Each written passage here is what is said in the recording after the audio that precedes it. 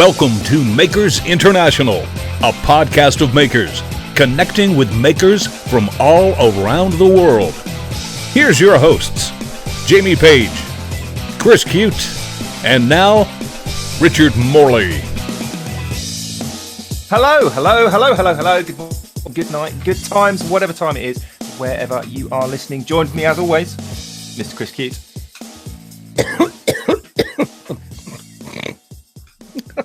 Hello. Sorry.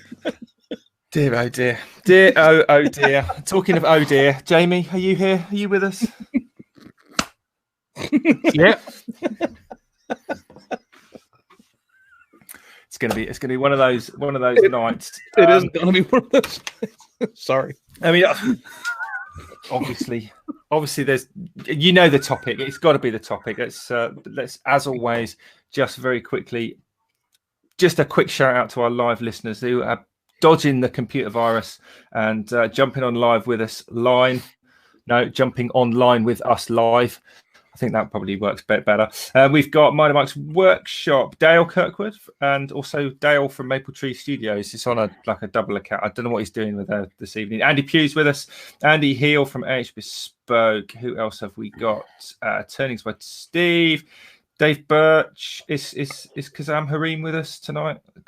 Yeah. Chris was here. So a massive thank you, a big welcome to everyone listening live, and obviously to you guys who are listening, presumably at a later date. As always, tonight's show is brought to you in part by Yorkshire Grit, the Woodturners Abrasive Paste, our good friend Chad at Mancrafting, giving away his awesome Mancrafting mugs, Pam at Highland Boxes, and also the silent partner, Steve Harneal of Harneal Media, who is also in the live chat with us tonight. Hi, Steve.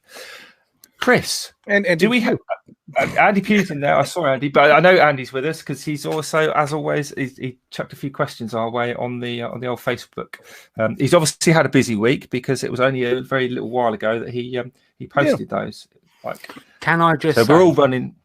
Can I just say, Steve isn't so silent, and Steve actually did something to the website. Genuinely, what did he do? Well, something as in all of it. Yeah, apart from all of it. He actually put in that plugin for the language barrier thing. So if you're not of English speaking or reading, there's a little plugin at the top that you can change it to whatever language you prefer to read. Thank you, Steve. Because I need that to change it from British to English or American, I guess. I was going to say it's probably Jamie had to ask for it so he could understand. What's this? Yeah. Click the. Oh, I don't know. Sorry, Jamie.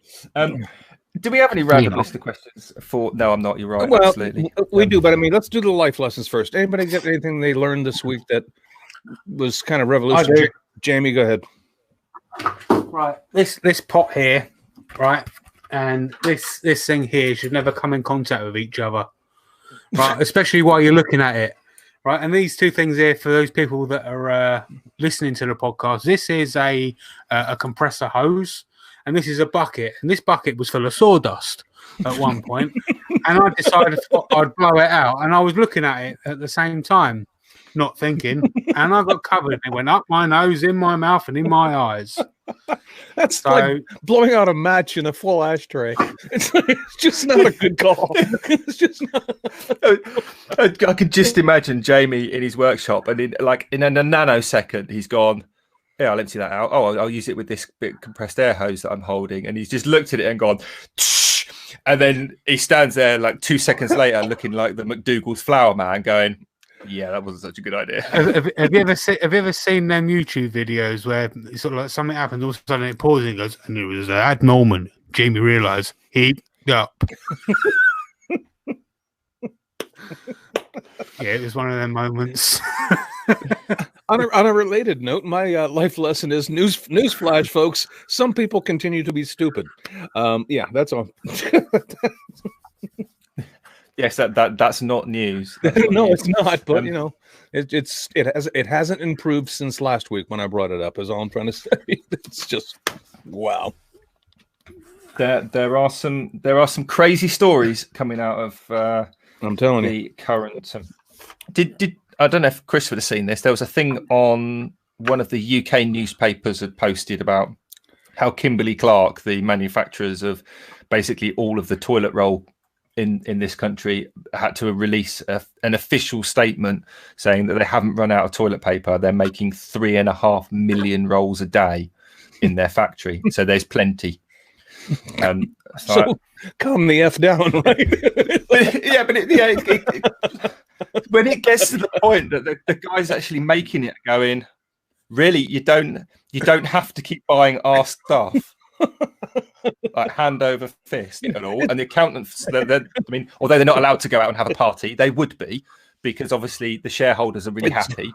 But seriously, guys, you don't. You know, it's a problem when the people who are actually making millions get annoyed. You know, it's like,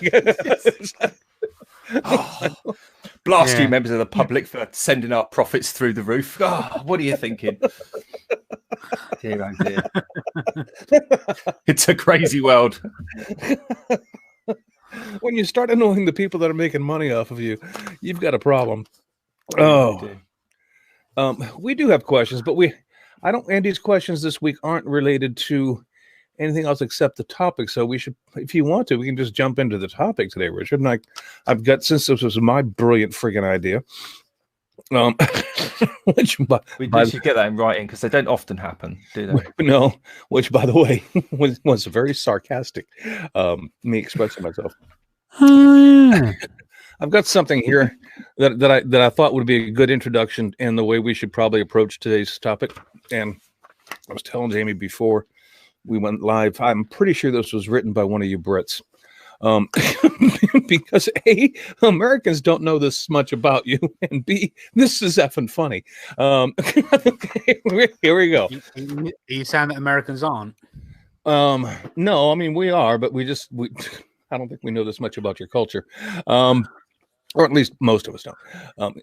Okay, so here's the introduction to our topic today, ladies and gentlemen. So just kind of hang on. And you'll have to pardon. Hold on to your hats, folks. The English are feeling the pinch in relation to this recent virus threat, and have therefore raised their threat level from miffed to peeved.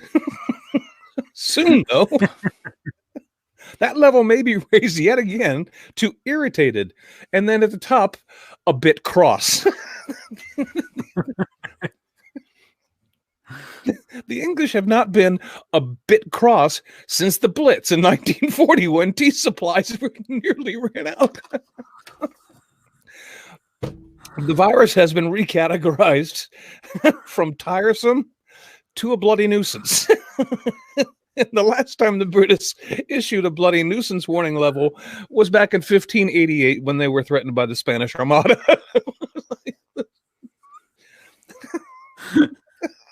The Scots, on the other hand, have raised their level from pissed off to let's get the bastards. They only have 2 levels. And this is the reason they have been used on the front lines of the British Army for the last 300 years. I'm sorry. Maybe you guys don't think that's as funny as I do, but I think that's freaking hilarious. I'm sorry.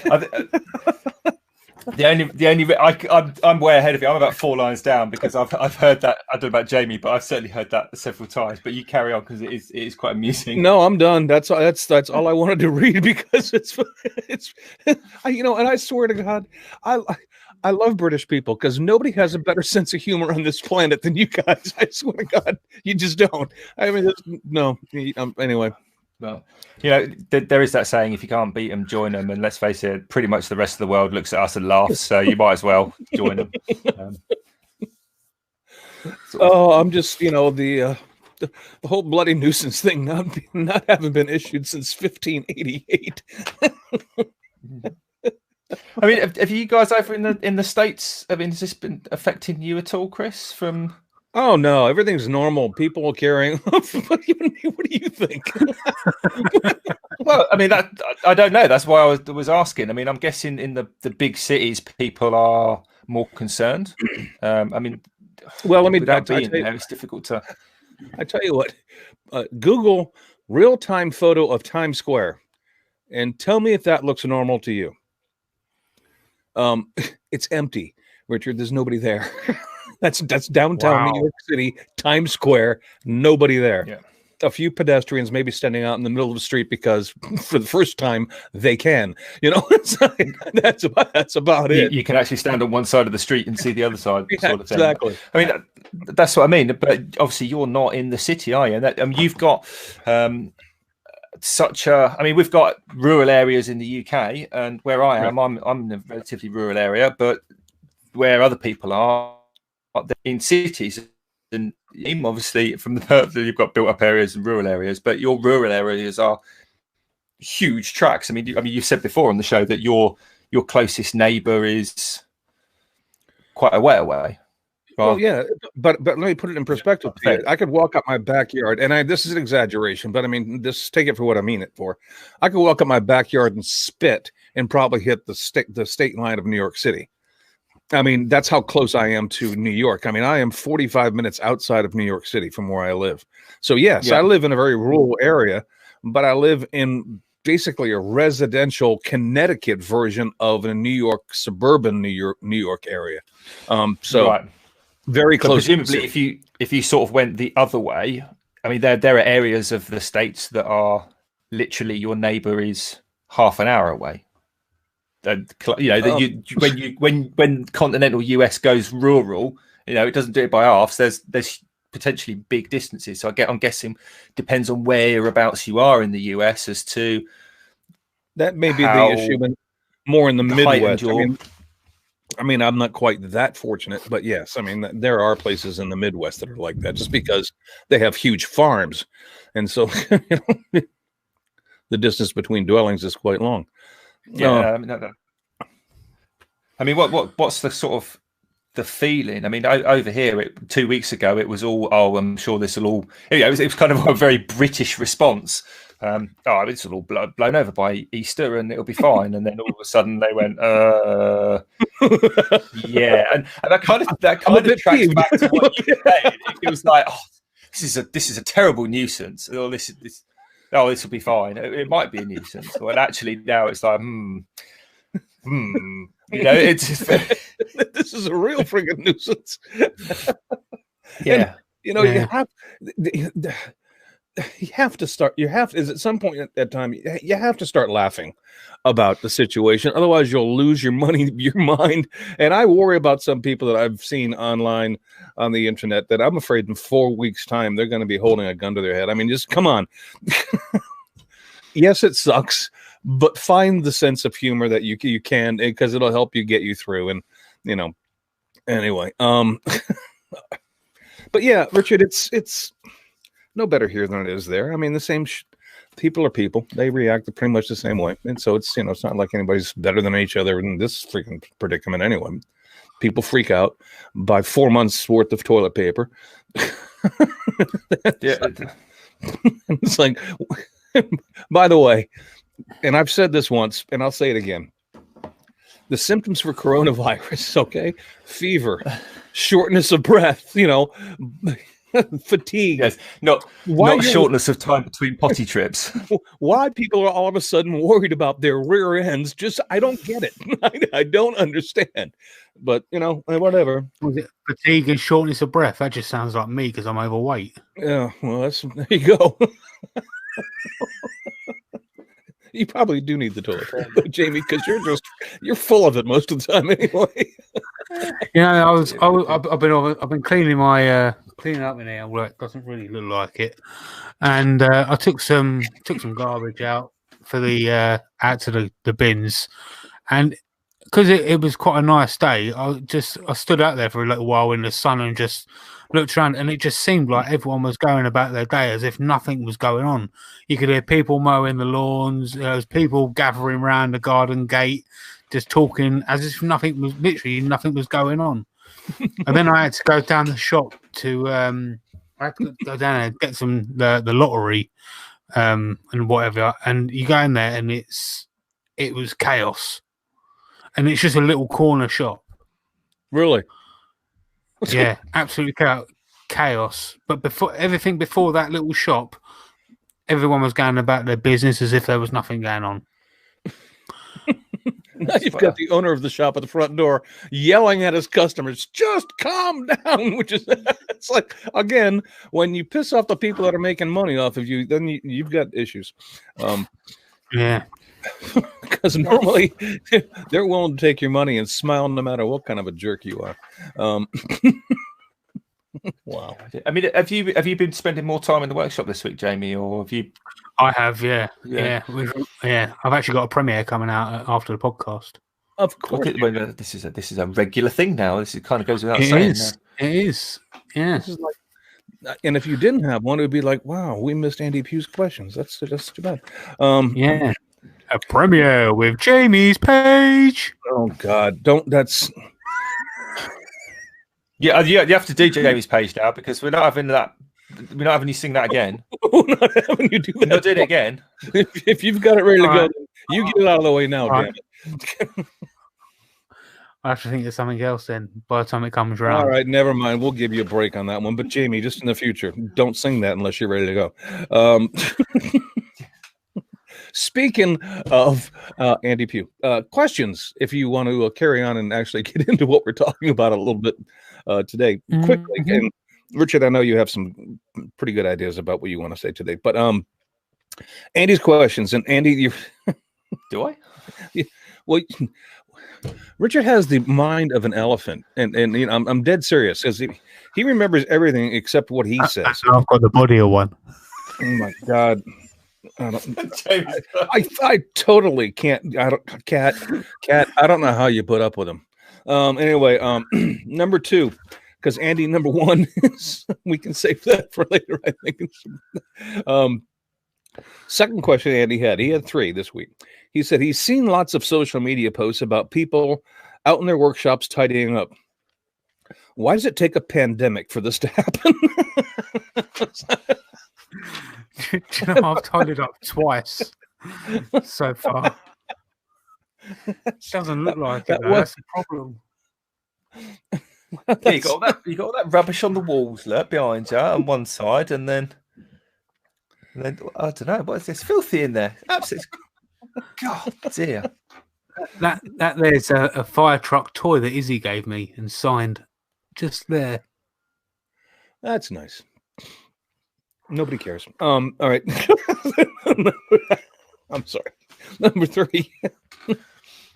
And obviously number 2 was not a serious question, but Andy's does have a serious question. He goes, I'll let you guys answer this one because I'm not sure I have an answer.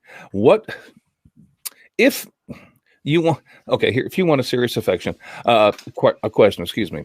What effect, if any, do you think this pandemic will have on the maker community? Watch time. What did you say? Watch time. Watch time will go up.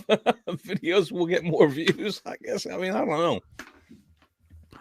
I mean, it could potentially go either way, couldn't it? Because if people are at home in their workshops, then they might spend their time in their workshops rather than watching, if that makes sense.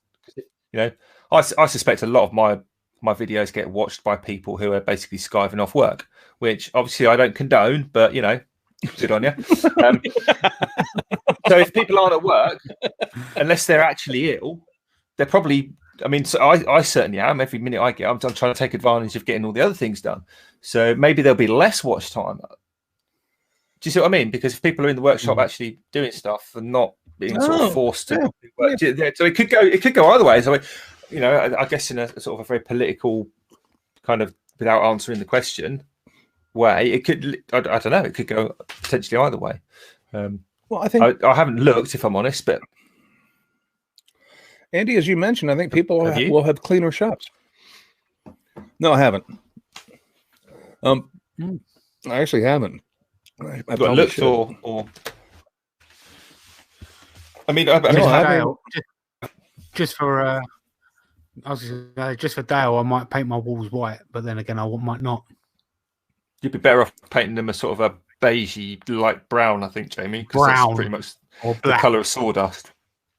Well, you know what? I tell you what positive effect this thing could have on the maker community, and it's a positive effect that could happen now. Not for me, because I don't know how to do it, but you know how communities have been asking like seamstresses to help sew just basic masks for the health professionals. I mean, sewing is making. I mean, people who know how to do that can actually help, and there are plans out there for acceptable masks that these healthcare providers can work. So, is it possible the maker community could make an impact on this?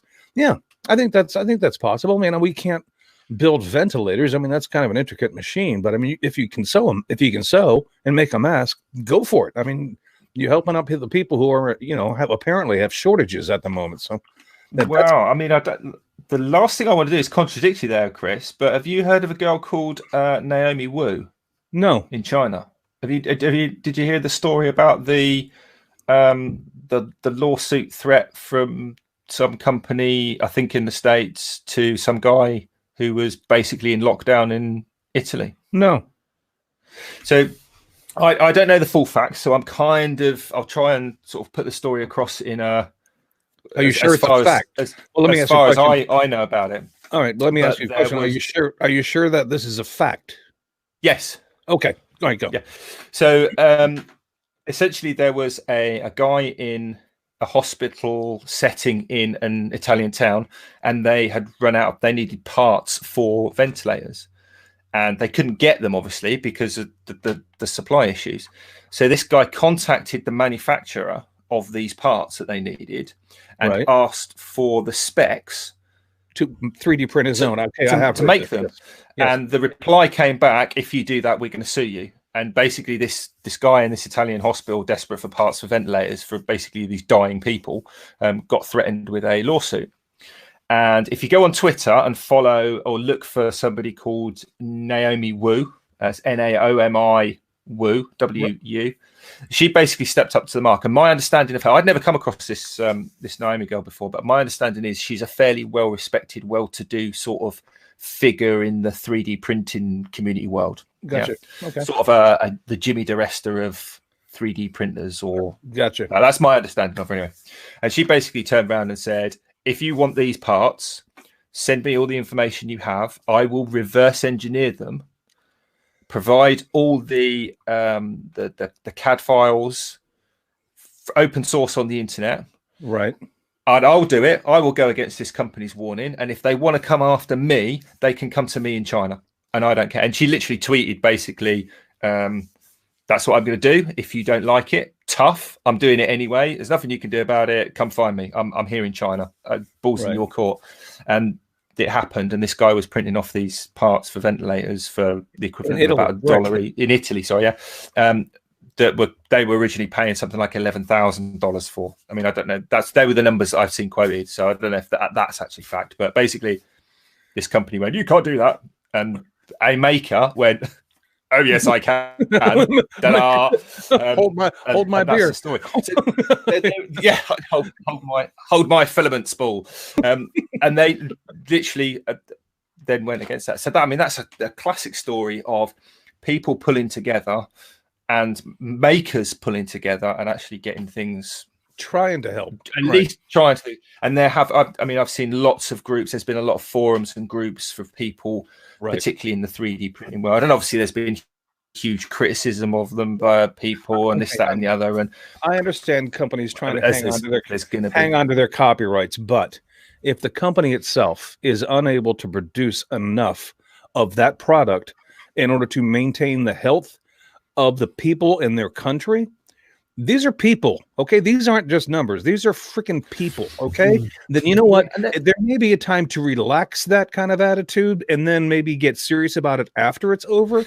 But yeah, if people are out there trying to help, what was it that maybe I said too much guys came up with? It was a t-shirt. Oh yeah, don't be a dick. Basically that's it. Yeah. It's like, come on. Anyway.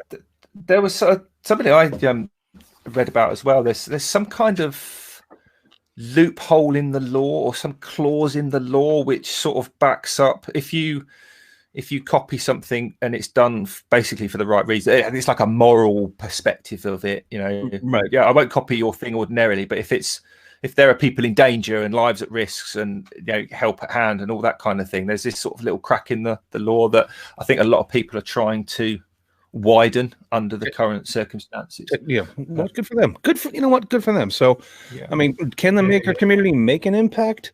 I think so, but Jesus, that kind of stuff just that makes me sad. Another cool story I heard. It was actually, I guess, they make it's an ice cream company in Northampton in England. Yeah, called, I forget now. I can't remember the name of it. It's an Italian sounding name, begins with G. I know that much. If somebody knows in the live chat, maybe Google it and let us know. Gucci. But they've got this. I don't know if it's Gucci ice cream, whatever it is. Yeah, I think it's Giano's or something like that rings a bell, but I might be completely. Anyway, there's this ice cream company in Northampton, and they've got a fleet of ice cream vans, and they're a well-known kind of brand name local company in Northampton. And obviously, they're not selling much ice cream because people aren't going out and gathering in places because they're not allowed to. So what they've done is they've repurposed their fleet of ice cream vans as chilled produce vans, and they're driving around Northampton delivering chilled produce to people that can't get out. How cool is that? That's awesome. That's awesome. That's absolutely awesome, and it just like it's kind of weird.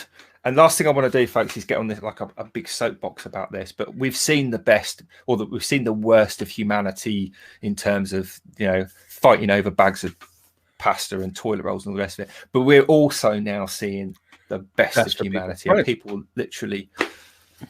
It's not all there's cool things coming out that we're hearing about, and I think we should hear more of it because that I think. And if you says the name of that Italian company is DiGiorno. Oh no. That's frozen pizza. Sorry, Andy. He says it's Galonis. Galonis, that's it. Yeah, Galonis. Yeah. Okay. How cool is that though? I've just got these visions of these, basically these Ford Transit vans screaming through the streets of Northampton with the little like an ambulance, but with like the ice cream noise on. Yeah. Twinkle, twinkle, little star. Yeah. I was there like winging through to get their frozen pizzas over to somebody's granny at the end of the street. I think that's awesome. All the kids run out into the street going, "Ice cream man," and all he has is cabbage. Yeah. Broccoli? That's what kind of ice cream's broccoli? They got to deliver it out the little window as well. Oh man. Little stops at traffic lights. This little kid's just stood there with like a thing of broccoli in his hand, going, "Huh? It's not ice cream." Do you want to flake with that? Well, it wouldn't be. It would be like a Monge 2 stick or a Twiglet or something.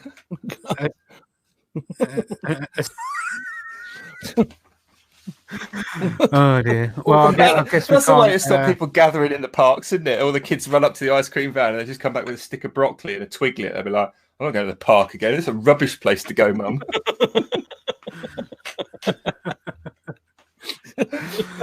Oh dear. Welcome to Ireland. Here's a potato. Anyway, oh dear.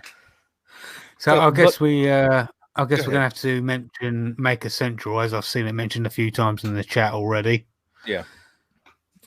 So obviously it got announced on their website that unfortunately it's been delayed until August the 8th and 9th now, due to obvious reasons. So yeah, obviously you're going to have to take all your bookings and change them. I believe the Hilton is giving refunds on the hotel up to a certain date, which I believe is the end of this month. I want to say.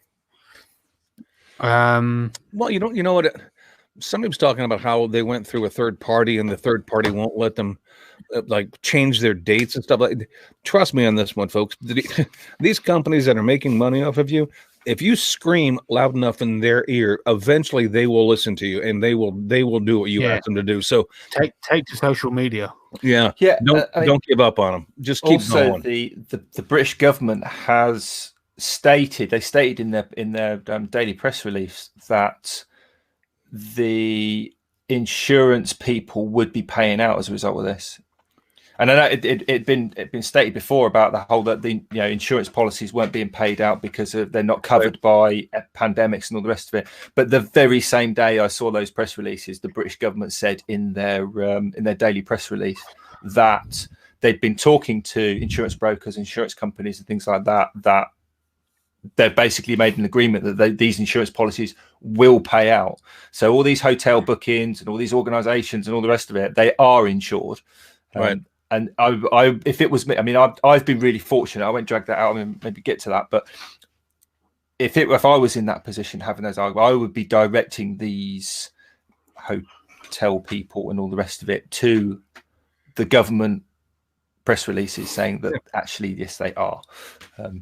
So I think people should be a little bit more maybe assertive in their let me just say it's easier to ask them to please keep your money and just move the date than it is to ask them for a refund. So I don't know if that will help or if that's even possible for you, because you may not be able to go in August. I don't know. That's on an individual basis. I mean, another thing to think about is, I mean, I booked the campsite because we always camp for Maker Central, like just up the road. So that was all booked and it was all paid for in full as well, not just a deposit. And they're happy to move it. So fortunately, we can move that on to the new date, which for Maker Central is August the... Jamie, is that the 8th and 9th? I mean, I don't know. Yeah, the 8th and 9th, yeah. Okay. I was hoping Jamie was going to jump in there with the numbers. I was about to say 2nd and 3rd, but that was May the 2nd and 3rd, wasn't it? And I didn't want to get it wrong anyway. Let me make sure. And that was the first Maker Central as well. 8th and 9th, okay. Yeah.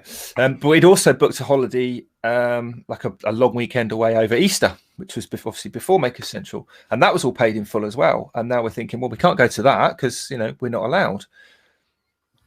But rather than, if you've got things booked, maybe think about, even if you can't go to Maker Central, but you've got your hotel booked, maybe think about just moving it to later in the year and still having that break. Because, I mean, I'm sure a lot of people are, particularly if you've paid for it in full and you can't get your money back, have the trip. You might want a weekend away as a distraction or as a treat later in the year that effectively you paid for before all this kicked off.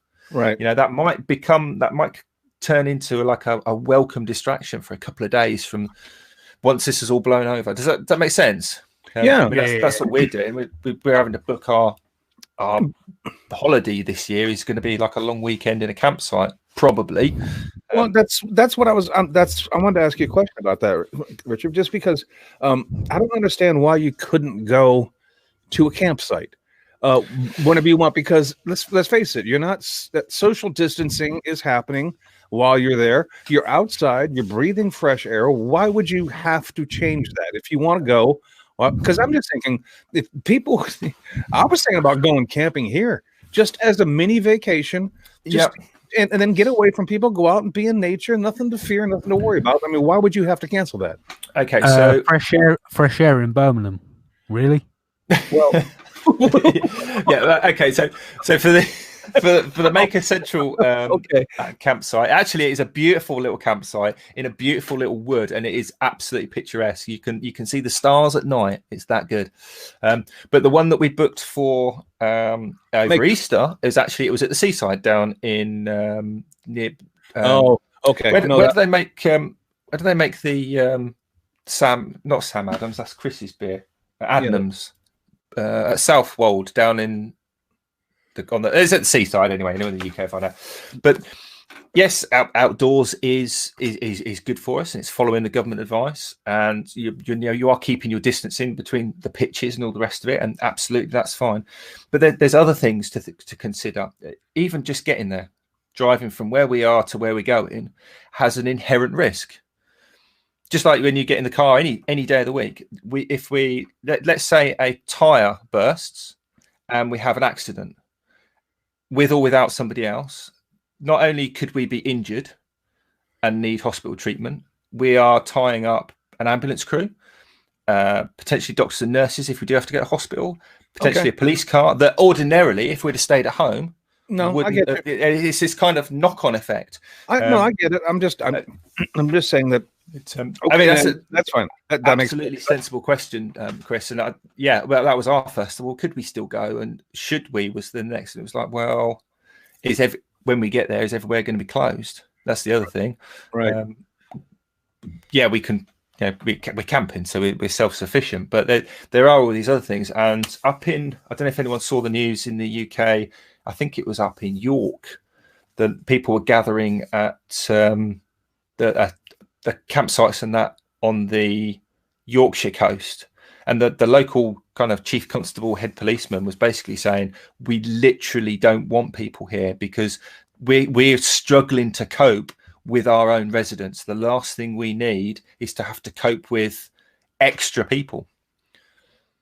Yes. So you are reducing the potential burden on the health system, and that's what's going to save the country. It's not it's not all about not sneezing on somebody else per se, because in theory, if I get it, you could be asymptomatic and not even know you have it and give it to somebody that's really going to exactly. But it's that knock-on effect of increasing the burden. Everything everyone's trying to do is decrease the burden on the national health, because literally they are our few.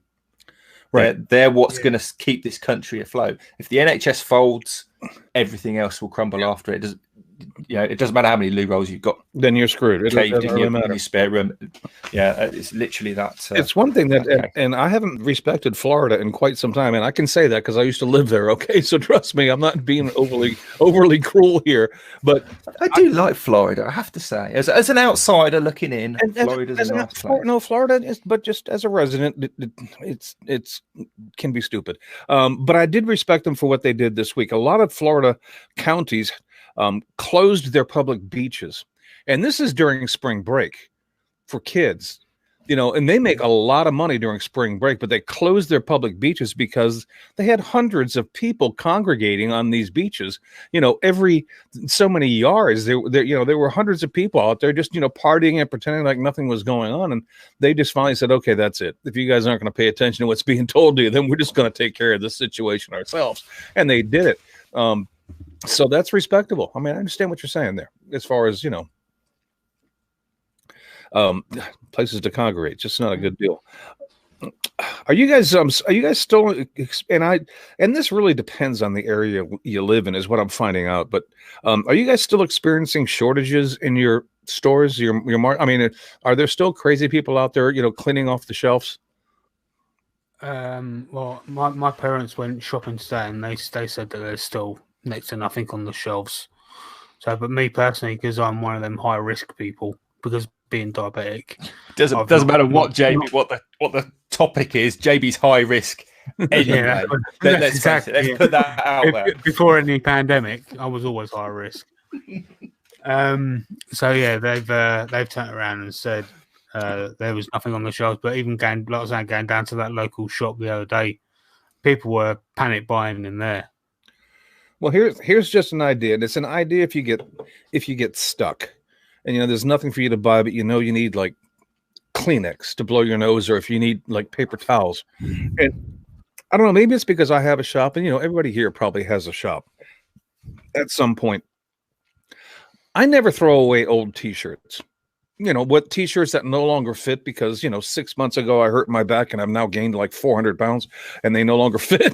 Or I thought you changed your camera. I thought that's what it was, but no, that makes more sense. I've gained some weight. Or in case a t-shirt has a hole in it or something, it's just not something you'd ever wear again.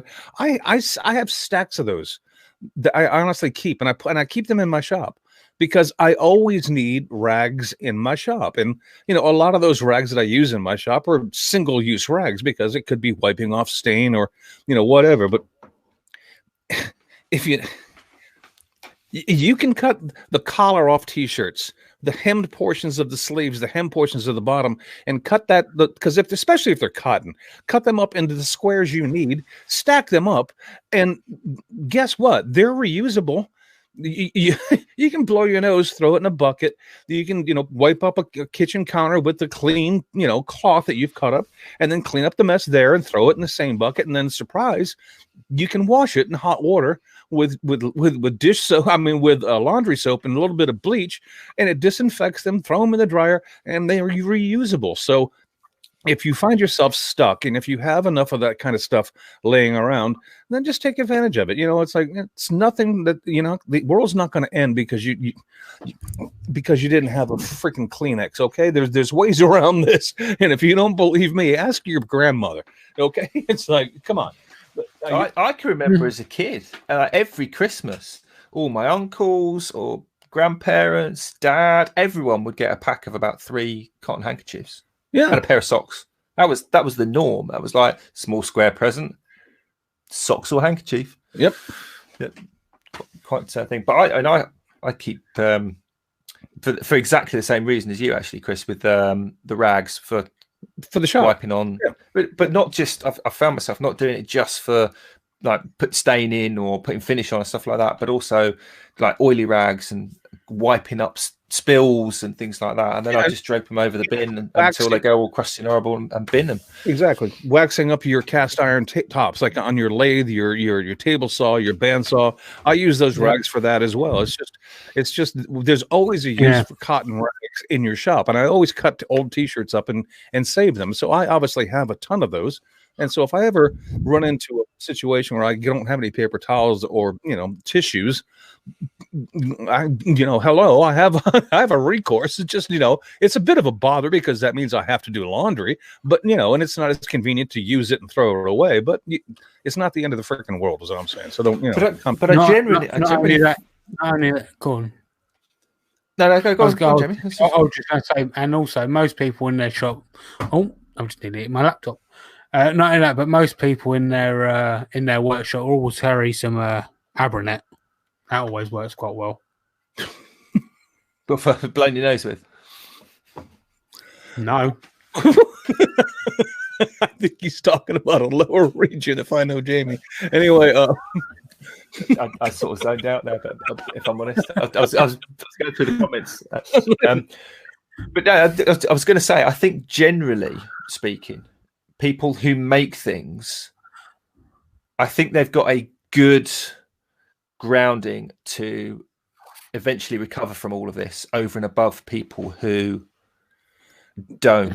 Yeah, and you know what? And from the point of view of what you were just saying, Chris, about the whole, well, I keep old T-shirts and rags because we have, whether we like to admit it or not, we have turned into a disposable throwaway society, and that I think has been partly the reason why there's been loo rolls, particularly, have been so sought after for some bizarre reason. I mean, I don't know why, because you've already said, like, it's not a case of people don't get a more frequent potty time, shall we say, as a result of this.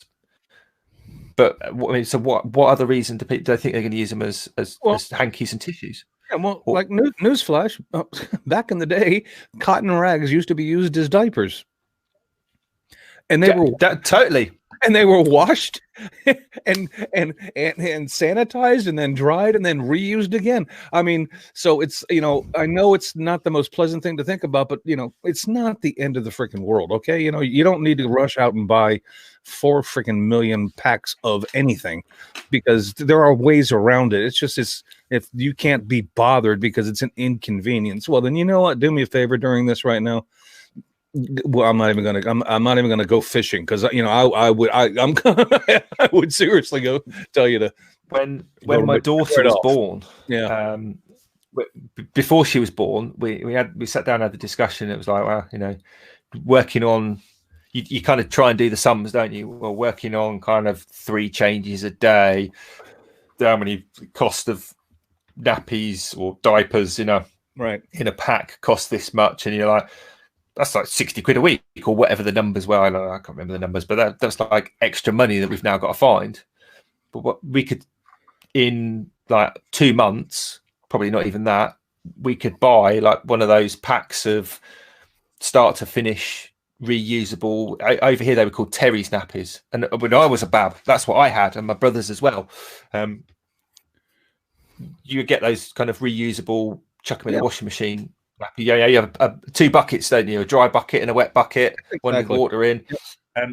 That's what I went out and bought. I spent a couple £100 on like a whole set of what was supposedly from newborn to potty training reusable nappies, and they come with these kind of fleecy liners basically.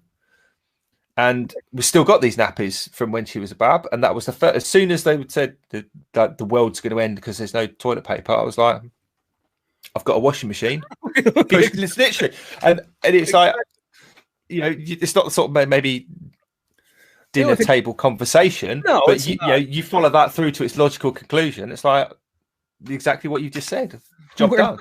Where's the problem? The only thing you actually might need is a little bit of bleach, because the bleach is what helps, but but a lot of people have already got bleach in their house. You know, it's kept under the sink for cleaning all the sides down anyway. Yeah, and that's what I mean. Yeah, people keep all these things, the makers. Makers are, and I don't want to blow our horn here, okay? Because there are. You're not blowing mine. No, well, you're damn right I'm not. Do that. Sorry.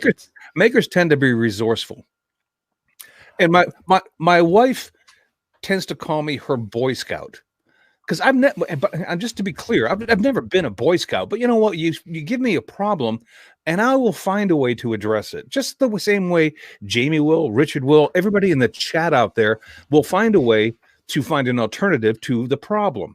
And that's maybe the only advantage, if we have one, that may be the only advantage the maker community has over the people that don't do it. Because let's be honest, no matter what field you're in, a lot of what we're doing is learning how to fix our mistakes. And so and just general problem solving. Yeah, you're problem solving on a daily basis when you're out in your shop. And so it's not the worry that a lot of people are making it out to be, but maybe they just need our help with education. I've tried and I gave up. Today I just said, that's it, forget, I gave up. Because I was just getting, it's the internet, so you get nonsense comments, and some of them get to you and they piss you off. And I try to keep a smile on my face, and when I can't do that anymore, then I'm done. That's it. So anyway. Mm-hmm. It's just an idea, guys. I'm just saying there are remedies to just about everything. The only thing, you know what I'd like to see come back, and even though by the time it's ready to go, this may be all over, but you know what? The benefit will be do you remember during World War II? Do you remember what the British government encouraged? I don't remember that far back. No, but yeah, we weren't there. Richard, sorry, Chris. Did you go to school? Did you have a history class? Yeah, that was the one talking about the old people. Yeah, I didn't mean that quite literally as you. I know. But the British had this major movement during World War II where they used to encourage the residents to have victory gardens. Do you remember this? Yeah, the whole dig for victory and dig up your lawn and plant your tomatoes and plant some friggin' vegetables so you have your own food. So not a bad call. We're about ready to enter spring. This would be a good time to maybe start one of those, and then, by the time everything's ready to go. Like I said, this may be all over by then. Hopefully, knock on wood, it won't last another week. But regardless, if you're stuck for time, even if you don't like gardening, go do it so that you know that you have something to eat in the future. It's just it's not a bad idea. Reminds me of Steve Ramsey and his tomatoes. Oh God. Yes, yeah. But Kat and I literally had this exact same conversation today, because it's been quite a nice day here today. I'm sure Jamie and any other the UK listeners will attest. Yeah. It's spring, like you said. And it was one of those, well, actually, let's go in the garden. I was like, well, I'll cut the grass for you and make the garden look a little bit nicer, and you potter around a little bit. And we literally said, well, what, strawberries will be out soon, won't they? Because I was thinking a couple of months down the line. Right. And then have a look, because there's a garden centre, there's actually two, one either end of Catstown. And we're like, well, are they even open? And if they are they... are tomatoes in? Can you get tomatoes? Can you get strawberries? What is available?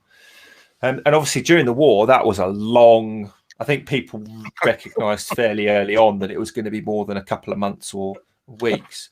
But there was a sort of an almost a dead certainty that it was going to last into the following year. But the way people have been reacting, I mean, like 2 weeks ago, people didn't think it was going to come to anything, and now it is. I don't think people are thinking more than a couple of months. But even actually, if it does, I mean, I've heard numbers bantered around 12 weeks. Mm-hmm. You know, I think, I don't know where they're coming from. Presumably, they're sort of working off the Nobody knows. information. They're looking at China, presumably, and how it is there, and blah blah blah. But even when all this has passed, you know, with the uncertainty in employment and how many bills are you going to be behind on, and are you going to have a job, and you know, how much money is anyone going to have?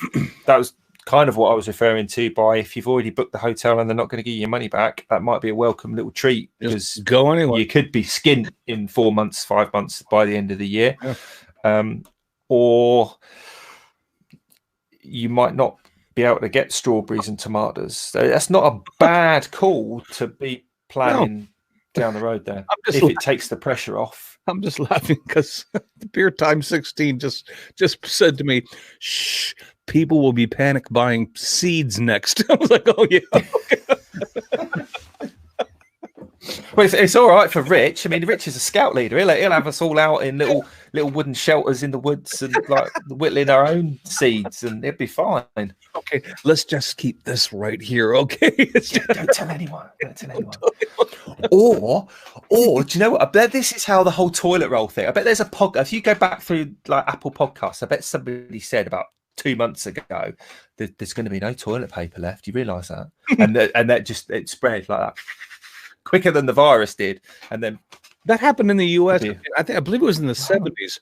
Johnny Carson, late night show host, very popular. He made a joke, didn't he? He made a joke about how there was a toilet paper shortage, and then the next day, and for like 3 weeks on, people panicked buying toilet paper because they took them seriously. It's like, oh my god. Anyway, we had no intention to talk about this as long as we have. We actually had other things we wanted to talk about, but we're running out of time. But if you guys in the chat have anything that you want to add to what we're talking about, I don't want to hog everything here. Jamie, have you seen any questions or anything that you want to point out? Nope.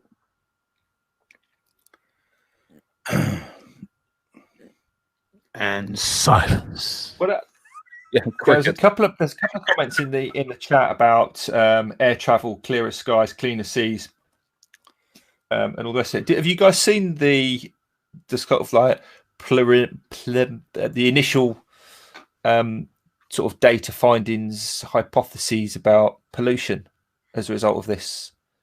No.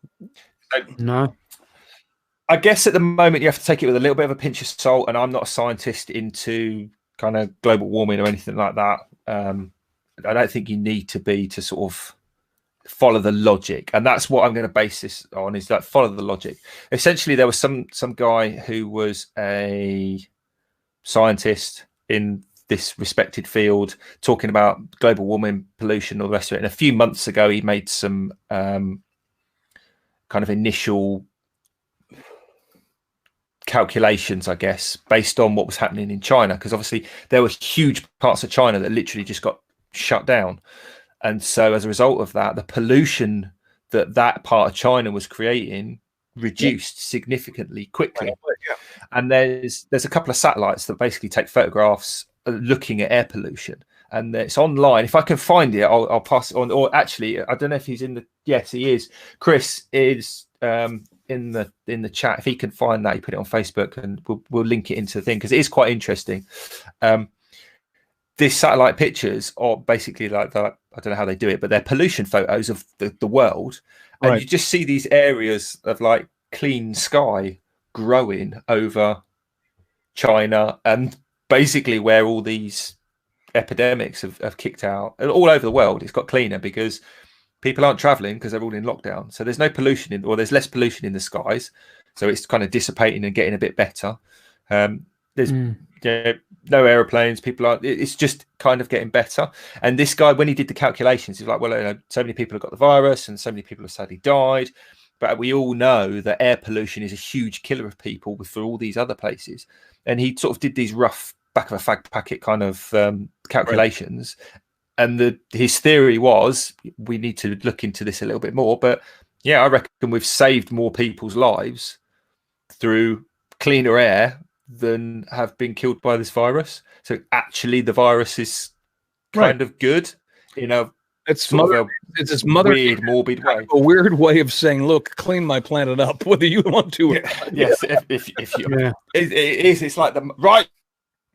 I'll clean your room. You weren't listening, so she's gone in with a bin bag, and I've done it for you. Like, oh no, because it's sort of like that, isn't it? It's a bit weird. But if there's any kind of silver lining to that, then it's got to be that at least the air's a bit cleaner. There's always a bright side. Just keep your sense of humor. Just because if you lose your sense of humor, like I said earlier, sooner or later you're going to be sitting on the couch going, and that's just not going to be good for anybody, especially you. Totally. Which is a fantastic segue, Chris. In 3.5 years, I think that is the best segue. You've got to edit that out though for the people that listen afterwards, because otherwise I've completely ruined it. Sorry, live listeners. Otherwise, so just hear you compliment me, and you don't want that. Okay, go ahead. But no, I can do the compliment. You could have it like as a little after bit at the end of the show. If not editing anything, I'm not doing that work. I'm not doing edit schmed it. Just it goes out as it is. So you're talking about like. And we're putting on Facebook with Average Joe's laughing instead of crying every day. Laugh rather than cry. Yeah. Hilarious. Brilliant. Yeah. So anyone that doesn't follow Joe on his Facebook, then go and do that. He's doing a daily Facebook stories, and they're funny. Funny little stories about we're going to be fine now because the celebrities have started singing, and he was worried about because it was Mother's Day here in the UK. It was a bit worried, obviously, with the social distancing, but it's all right, Mum. You can come out of quarantine now because the dinner needs cooking, and little quips like that, quite funny. And obviously, Joe's saying them, so they just sound funny as well. Some guy posted on YouTube, on Facebook, and it was a meme, so I'm sure a lot of you have already seen it. But some guy posted this, and I had to laugh. He goes, "Somebody let me know when social distancing is over with, because my wife is outside and she's getting kind of pissed off that I won't let her in." Like, oh my God. The mental image I had of my wife sitting out there right now. Yeah, I'm sorry. I found that hilarious. Because if I did let her in, it wouldn't be the virus that killed me. Trust me. Yeah, there's plenty of humor out there. So that's my shout out for this week is Joe, but Joe on Facebook, not necessarily Average Joe, but actual Joe, real Joe. Jamie, I'll do mine, then we can let you sing again. My shout out, I don't actually have a particular person as a shout out, but in the vein of what I've been saying about keeping your sense of humor, go to YouTube, search the name of your favorite comedian. I don't care who it is. Just do a search for that person and then watch. Lighten up. It'll take your mind off of everything, and you'll love it, and you'll be laughing, and that's good for you. Laughter is good, especially during these times. So I don't have a specific shout out. I mean, I kind of binged watch Richard Pryor just because he cracks me up, and I think he's funny. But if you do that, he's R-rated, so just be careful. But seriously, just find something that always makes you laugh, and go search for it and watch it. And just get a smile on your face, because this whole frown thing, it's not working out for us. All right, Jamie, go ahead. Radio. It's time for Jamie's Page. Okay, thank you. Right. So, despite the fact that Maker Central got delayed into August, unfortunately, we're still doing the £20 on checkout off stickers. So if you go to makersinternationalpodcast.com/dingle stickers. Forward dingle? Okay. I hope people know what that is. That's Richard's fault, that is. I've never heard anybody call anything ever a forward dingle, but you say forward splash. Jamie, we don't judge. We just laugh. Go right ahead. You click on the picture. It will take you to the website. You upload your files, select what style, etc., etc. And like I say, at checkout, you'll get £20 off. It's a one email, one use type of thing. So if you've ever got stickers before, use a different email. Otherwise, you won't get the £20 off.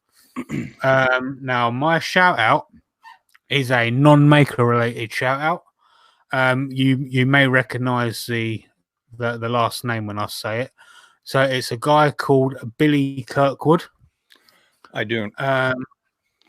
So this is Dale from Maple Tree Studios' brother. He's actually a stand-up comedian. He's not what you would say PG. So if you're easily offended, watch somebody else. So he goes under Facebook as Billy Kirkwood Comedian, and him and Dale get together. They've just recorded their first podcast. I believe that it's going to be a regular thing. I'm not sure of the dates as of yet. I'm sure that they will keep us updated though, and they're basically going to be getting together and just shooting the shizzle, so to speak.